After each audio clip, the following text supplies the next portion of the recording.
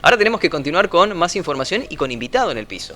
Así es, bueno, ya es de la casa, él ya Sí. no es tan invitado, ya es de la casa. Y tenemos que hablar del fin de semana largo que ya estamos transitando.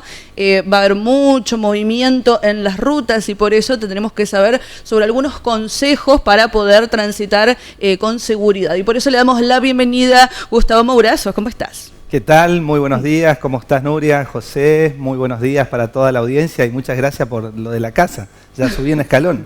Sí, por supuesto. Ya estás con nosotros.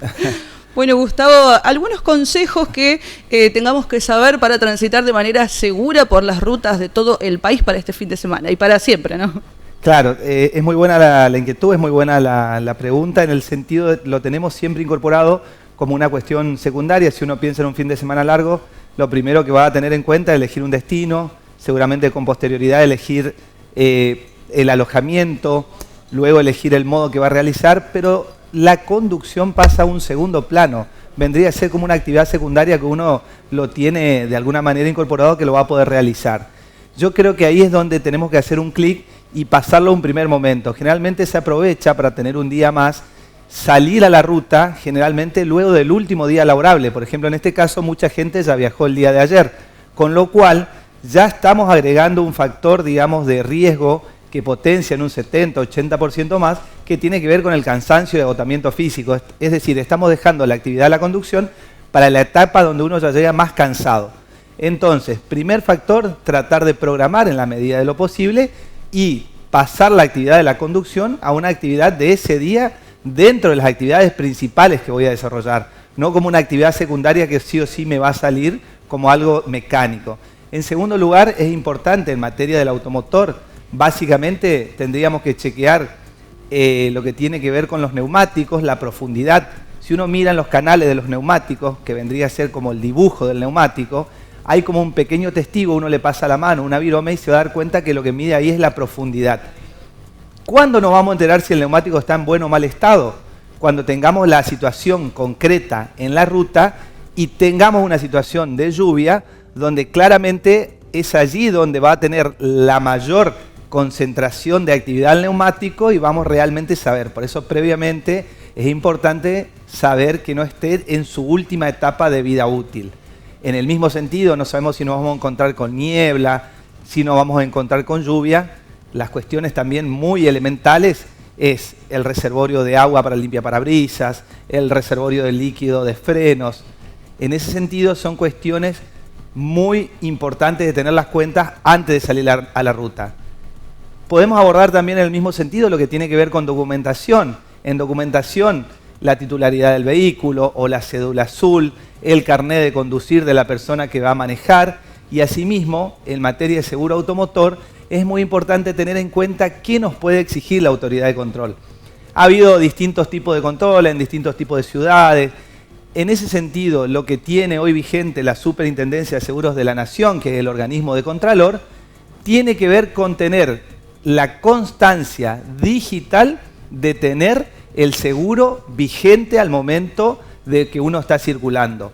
No es exigible que sea sí o sí físico, ni es exigible el famoso cupón de pago, porque uno puede tener un débito automático, tarjeta de crédito, puede estar bonificado por algún tipo de empresa que le paga el seguro a sus empleados, etc.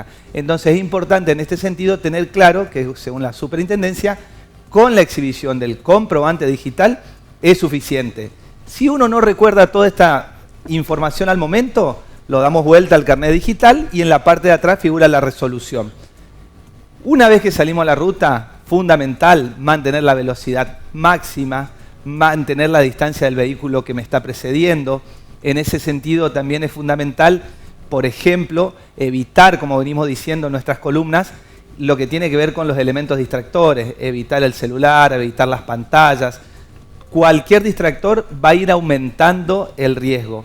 Y lo que indican los manuales en la medida de lo posible, cada 2 horas realizar una parada porque, insisto, parece una actividad normal, pero genera agotamiento, genera fatiga y eso genera desconcentración y por ende aumenta el tiempo de reacción. Por eso tratamos de abarcar lo relativo al auto, lo que tiene que ver con la conducta humana y lo que tiene que ver también con la documentación. Otro tema no menor, por ahí uno no tiene la costumbre, y en algunos vehículos lo que tiene que ver con la rueda de auxilio está en un lugar donde uno no le presta atención, pero queda del lado de afuera. Hoy por hoy, lamentablemente, debemos verificar antes de salir a la ruta de que lo tengamos realmente la rueda de auxilio y no darla por sentado que no la tengamos, porque cuando nos demos cuenta ya va a ser tarde.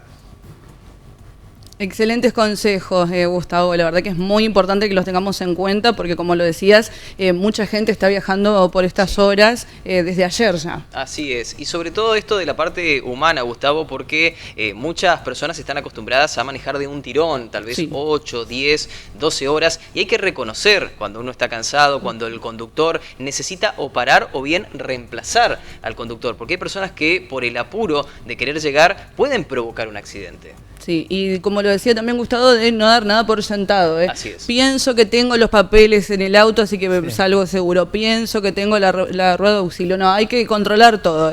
Muchas gracias, Gustavo, por tu presentación, como siempre, y por estos consejos los vamos a tener en cuenta a la hora de viajar. Muchísimas gracias a ustedes. Viva la patria y muy buen fin de semana. Muchas gracias. Así pasaba entonces nuestro especialista en seguridad vial, Gustavo Mourazo, con todos estos consejos que tenemos que tener presentes, porque los damos por sentado, pero hay que hacer la revisión para evitar pasar un mal momento, sobre todo en las rutas. Así es. Bueno, enseguida volvemos con mucha más información. Vamos a ir a una pequeña pausa, pero ya regresamos con más Noticiero 9.